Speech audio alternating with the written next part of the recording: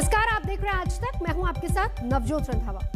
24 घंटे बाद आखिर मुंबई के एक अपार्टमेंट में कुएं में डूब गई कार को निकाल लिया गया है। 3 महकमों के दर्जनों लोगों की टीमों ने क्रेन से बांधकर कार को निकाला। 150 साल पुराने कुएं में कल कुछ ही सेकंड में कार समा गई थी।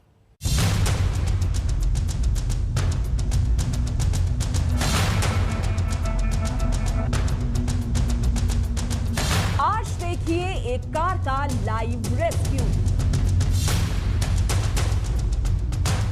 धरती में समाई कार को निकाला गया। 3 महकमे लगे और बच गई कार। 150 बरस पुराने कुएं ने ऐसे उगली कार। अपनी टीवी स्क्रीन पर आप एक भारी भरकम कार का रेस्क्यू देख रहे हैं। जगह है मुंबई के घाटकोपर इलाके की रामनिवास सोसाइटी। भारी भरकम क्रेनों से बांधकर कार को बाहर निकाला जा रहा है। मशीनों और क्रेनों का आसरा लेकर एक-एक इंच करके कार बाहर आ रही है। एहतियात बहुत जरूरी है। जरा सी चूक हुई तो 40 फुट का ये कुआं एक बार फिर इस कार को अपने आगोश में समा सकता है, जैसा कि कल हुआ था। मौके पर लोगों की भीड़ है। ये तमाशबीन नहीं है, ये 3 महकमों के जाबाज कर्मचारी हैं। जी हां, स्थानीय लोगों के अलावा पुलिस, फायर ब्रिगेड और बीएमसी की टीमें इस कार को बाहर निकाल रही हैं।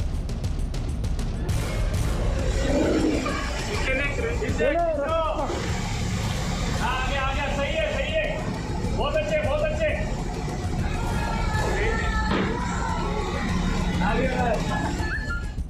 कार को कुएं में समाने में 26 सेकंड लगे थे, पर निकालने में कई घंटे लगे।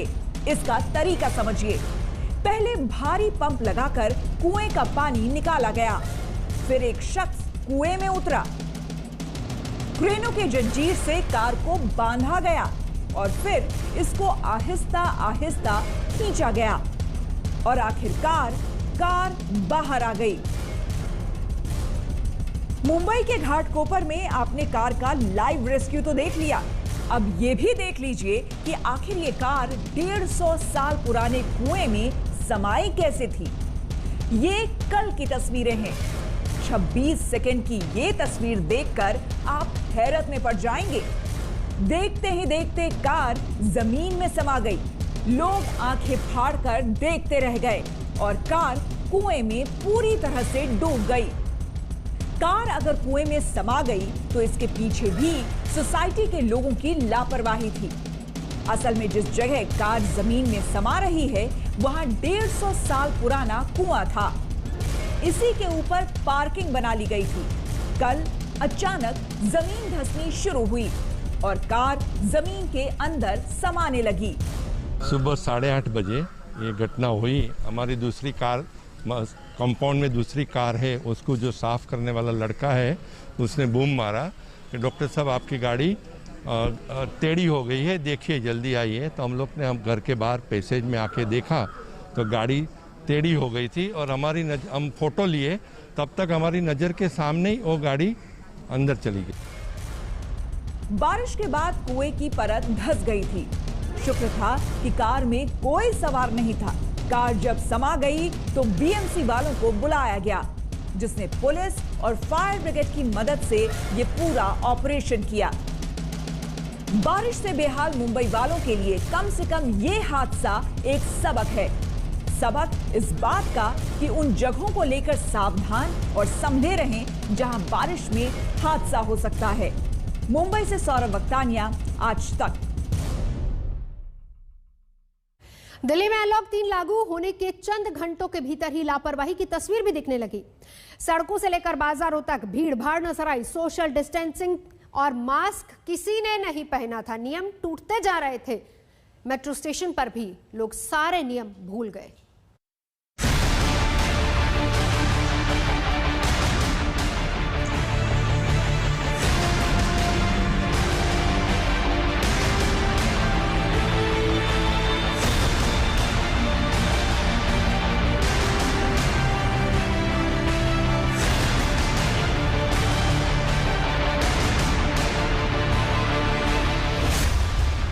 की छूट मिली तो टूटे नियम।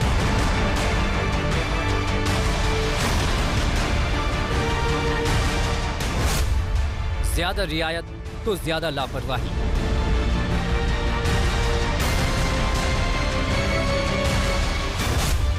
कोरोना की अनदेखी भारी न पड़ जाए।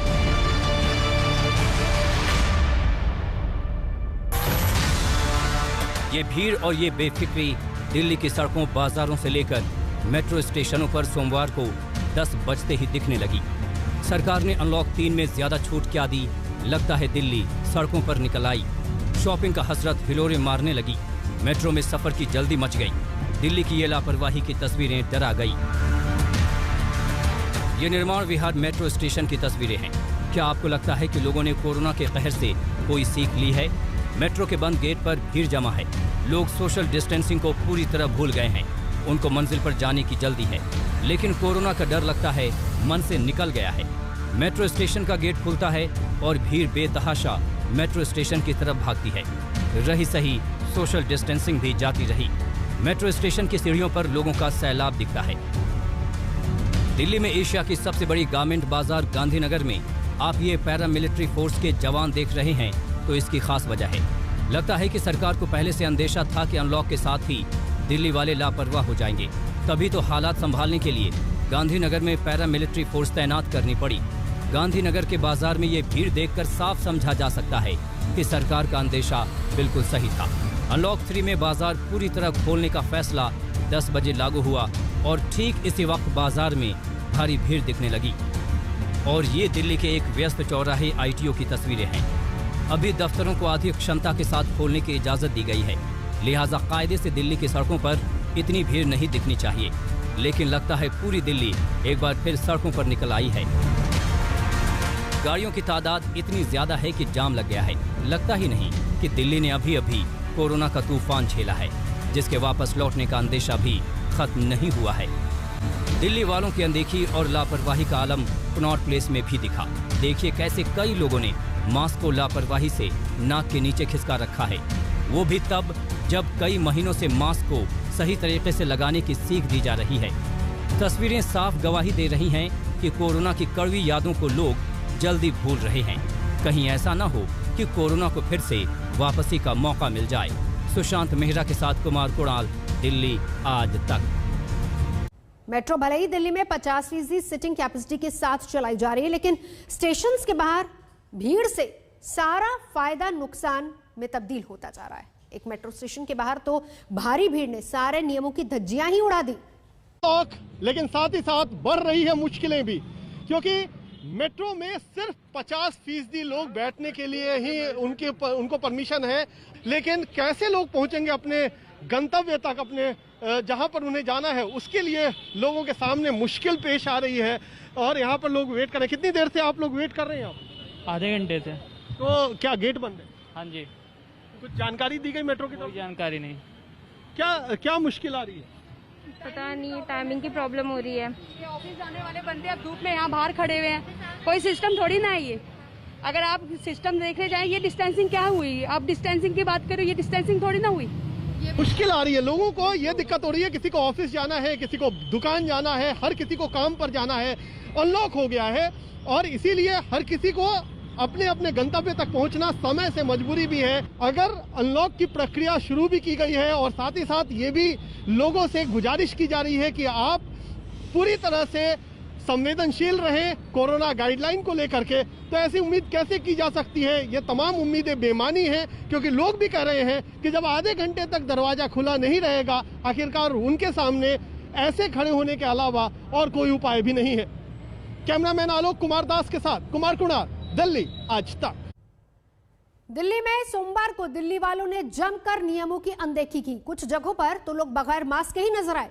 सोशल डिस्टेंसिंग सबसे जरूरी है, पर इसकी सबसे ज्यादा अनदेखी हुई। देखिए क्या था गांधीनगर के बाजार का हाल। दिल्ली आज से पूरी तरह से अनलॉक हो चुकी है। तमाम बाजार खुल चुके हैं। बाजारों में अच्छी खासी भीड़ जो है वो इस वक्त देखने को मिल रही है। इस वक्त हम मौजूद है गांधीनगर में। आप देख सकते हैं कि तमाम जो दुकानें हैं एकाएक खुलना शुरू हो गई है, लेकिन बेपरवाही भी जो है वो एक बार फिर से दिल्ली के बाजारों के अंदर देखने को मिल रही है। सोशल डिस्टेंसिंग, 2 गज की दूरी और मास्क जो लगातार सरकार की तरफ से कंपलसरी किया गया है, लेकिन वो इम्प्लीमेंट होता हुआ नजर नहीं आ रहा। यही वजह है कि सरकार अब आने वाले दिनों के अंदर जो जिस तरीके की गाइडलाइंस सरकार की तरफ से बनाई गई हैं कि लोग मास्क पहने, सोशल डिस्टेंसिंग का पालन करें, वो अगर नहीं होता है तो सरकार इसके ऊपर विचार भी जो है वो कर सकती है। व्यापारी हैं, ये बताइए कि सर बाजार जरूर खुल गए हैं लेकिन जो नियम हैं वो फॉलो होते हुए नजर नहीं आते। सर एकदम 2 महीने से व्यापार बनता, आज 2 महीने बाद खुला है तो लोग रेगुलर होने से एकदम रश तो बढ़ेगा और रश बढ़ेगा, उसको मेंटेन करने में थोड़ा समय लगेगा और दिल्ली सरकार की इस तरह से सिविल डिफेंस अगर मिल जाए तो उसमें काफी हमें सहयोग मिलेगा। तो बेपरवाह क्यों हो रहे हैं, क्योंकि कई जगह पे देख रहा हूँ कि मास्क नहीं पहन रहे हैं लोग। देखिए कि मुझे लगता है कि पब्लिक ने ये सोच लिया है कि थर्ड वेव लानी है हमने। आप देख रहे हैं कि किस प्रकार का रश हो गया, लोग कोरोना को एक बहुत लाइटली ले रहे हैं और WHO ने भी कह दिया सितंबर और अक्टूबर में तीसरी लहर आनी है।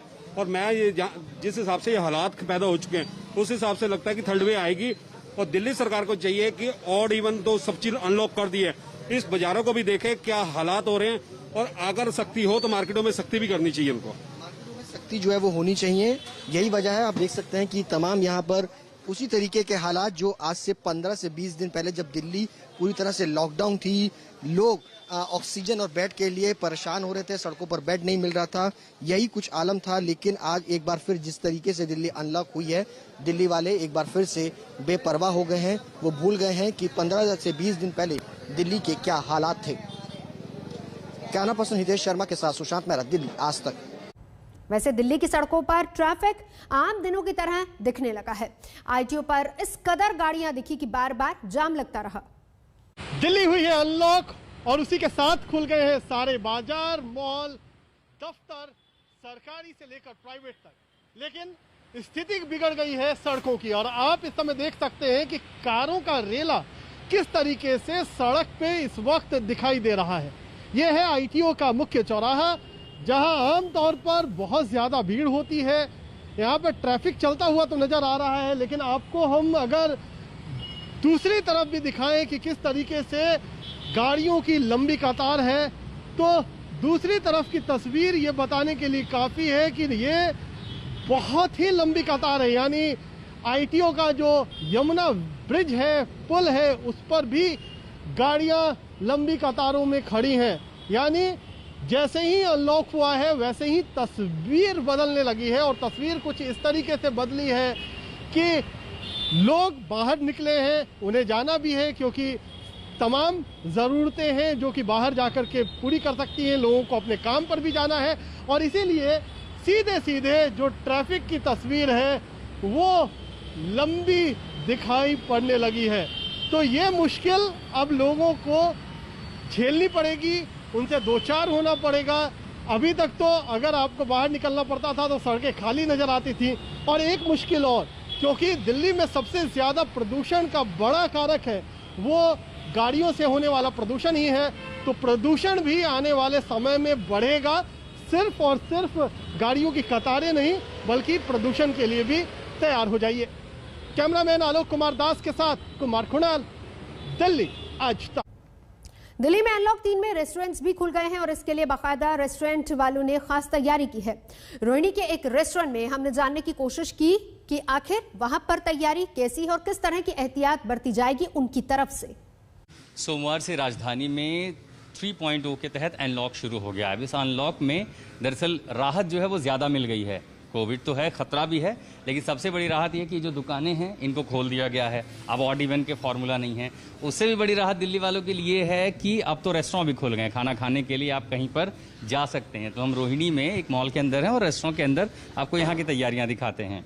सबसे जो बड़ा नियम है और जिसका पालन बहुत ज़रूरी है, सख्ती भी की जाएगी, वो ये कि जो बैठने की व्यवस्था है, एक टेबल पर बैठेंगे, दूसरे पर नहीं बैठ सकते। सोशल डिस्टेंसिंग के लिए आधी क्षमता, जिस रेस्टोरेंट की जितने की क्षमता है उसके आधे के बराबर ही लोग बैठ सकते हैं। अब आने के बाद सैनिटाइजेशन बहुत ज़रूरी है। जब भी गेस्ट उठकर जाएंगे तो सैनिटाइजेशन किया जाएगा। थर्मल स्कैनर जो है इसका इस्तेमाल बेहद ज़रूरी है। यही इस उम्मीद में कि दरअसल जो कारोबार है वो पटरी पर लौटेगा।